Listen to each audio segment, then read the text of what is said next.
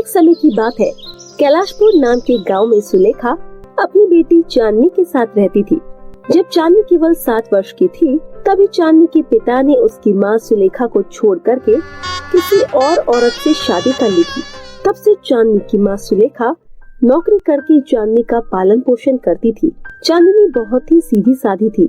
ऐसे ही एक दिन, हैप्पी बर्थडे मेरी प्यारी बेटी। माँ, आपको मेरा जन्मदिन याद था?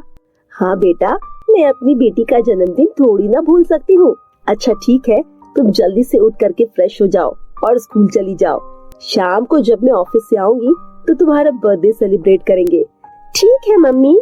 इसके बाद चांदनी स्कूल चली जाती है और सुलेखा अपने ऑफिस।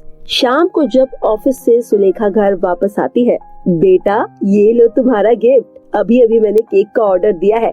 सुबह सुबह मैं ऑर्डर देना ही भूल गई थी, इसलिए मैं थोड़ी देर में जा करके केक ले आऊंगी। तब तक तुम अपने सभी दोस्तों को बुला लो।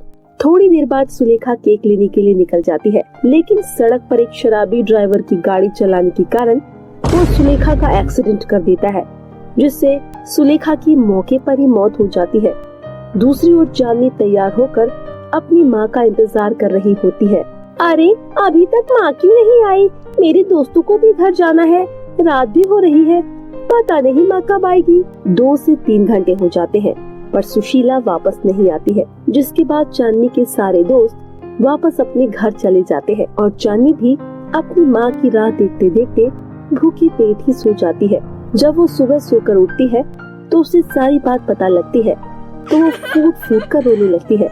जिसके बाद उसके ताऊ ताई आकर के सुलेखा का अंतिम संस्कार करते हैं और चांदनी को अपने साथ अपने घर ले जाते हैं। अब इस करमजली को हमें ही पालना होगा। इतनी महंगाई में हम इसका खर्चा कैसे उठाएंगे? अरे चांदनी क्यों चिंता करती हो? भाभी ने जितना भी कमाया है ये सब चांदनी की शादी होने तक तो चल ही जाएगा। हाँ हाँ, सुलेखा ने बड़ा खजाना कमा कर रखा है अपनी लाडली के लिए, जो तुम ऐसा बोल रहे हो।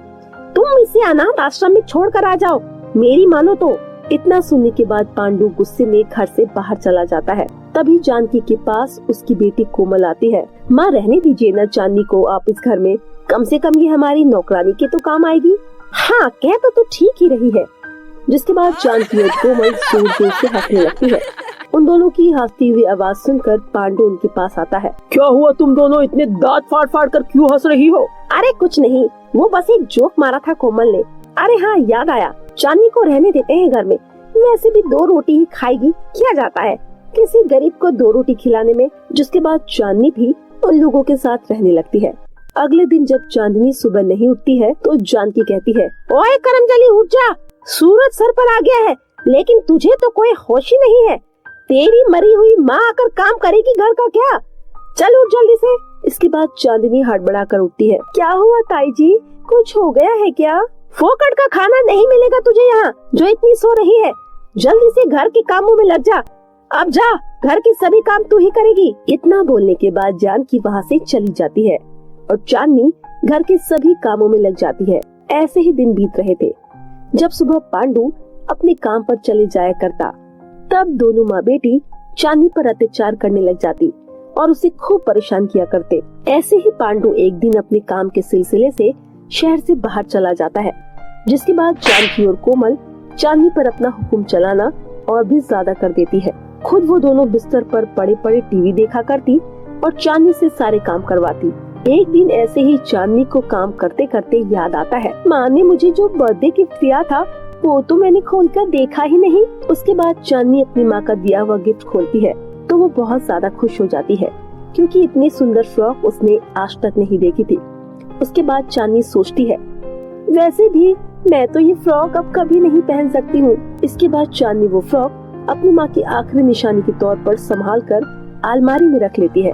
दूसरे दिन चांदनी के काम खत्म होते ही रात को जानकी उसे अपनी बेटी का बहुत सारा होमवर्क करने के लिए देती है। अरे ताई जी भी ना दिन भर काम करने के बाद भी रात को काम करने के लिए दे देती है।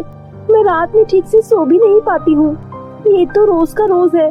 आज मैं कुछ नहीं कर रही। आज मेरा काम जल्दी खत्म हो गया है, इसीलिए मैं माँ की दी हुई फ्रॉक पहनकर देखती हूँ। जब से माँ ने मुझे वो गिफ्ट दिया है तब से मैंने वो फ्रॉक एक बार भी नहीं पहना है। इतना सोचने के बाद चांदनी अपनी माँ की दी हुई फ्रॉक पहनती है। तभी वो देखती है कि वो फ्रॉक खुद ब खुद खुल जाती है और जादू से सारा होमवर्क हो जाता है। ये सब देखकर चांदनी बहुत ज्यादा हैरान हो जाती है, पर उसे खुशी होती है कि वो फ्रॉक जादुई है।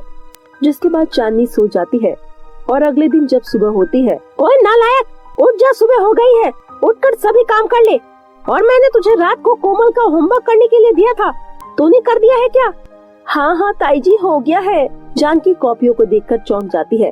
अब जानकी रोजाना चांदनी को कोई न कोई काम देने लगती है ताकि वो रात को ना सो पाए और जल्द से जल्द वो घर छोड़कर चली जाए ताकि चांदनी की सारी प्रॉपर्टी जानकी को मिल जाए। लेकिन रोजाना सबके सोने के बाद चांदनी वो फ्रॉक पहनती, जिसके बाद उसके सारे काम खुद ब खुद हो जाते। एक दिन, अरे मैं इसे इतना सारा काम देती हूँ लेकिन ये इतनी जल्दी सारा काम कैसे कर लेती है? हाँ माँ, आप सही कह रही हो, और आजकल चांदनी बहुत खुश भी रहने लगी है। अब से मैं नजर रखती हूँ इसके ऊपर। इसके बाद जानकी और कोमल दोनों चांदनी पर नजर रखते हैं। दिन हो या रात का समय, वो दोनों चांदनी पर नजर रखते। हर रोज की तरह चांदनी सोचती है कि सभी लोग सो गए होंगे और वो झटपट अपना काम करने के लिए जल्दी से वो फ्रॉक पहन लेती है। जिसके बाद वो दोनों माँ बेटी भागते हुए आती है और चांदनी को पकड़ने के लिए लग जाती है। तब इस फ्रॉक से एक चिंगारी निकलती है। माँ बचाओ मुझे, मुझे बहुत ज्यादा जलन हो रही है, भगवान के लिए बचाओ मुझे। कोमल और जानकी तेज तेज से चिल्लाने लगते हैं, पर उनकी आग नहीं बुझती है। चांदनी, हमें माफ कर दो, आज के बाद हम तुम्हें कभी परेशान नहीं करेंगे, तुम्हारी हर बात मानेंगे, लेकिन प्लीज आग बुझा दो। मैं सच कह रही हूँ चांदनी, वरना हम जल जाएंगे। चांदनी दीदी, मैं भी आपको परेशान नहीं करूँगी, अपना सारा होमवर्क खुद करूँगी, प्लीज आप आग बुझा दो ना। इसके बाद चांदनी वो आग बुझा देती है और उसी वक्त से ही जानकी और कोमल खुद अपना काम किया करते और चांदनी को कुछ भी नहीं बोलते। वो इतना ज्यादा डर जाते हैं कि अगर चांदनी उनकी साइड देखती भी है तो वो खुद ब खुद वहाँ से गायब हो जाती है। इसके बाद चांदनी का भी स्कूल में एडमिशन हो जाता है और उसके बाद वो भी स्कूल जाने लगती है और हंसी खुशी से रहने लगती है। तो मेरे प्यारे दोस्तों, कैसी लगी आपको हमारी ये कहानी? हमें कमेंट करके जरूर बताएं। अगर कहानी अच्छी लगी हो तो वीडियो को लाइक और चैनल को सब्सक्राइब करना ना भूलें। फिर मिलती हूँ आपसे एक नई मजेदार और इंटरेस्टिंग कहानी के साथ। तब तक के लिए बाय बाय दोस्तों।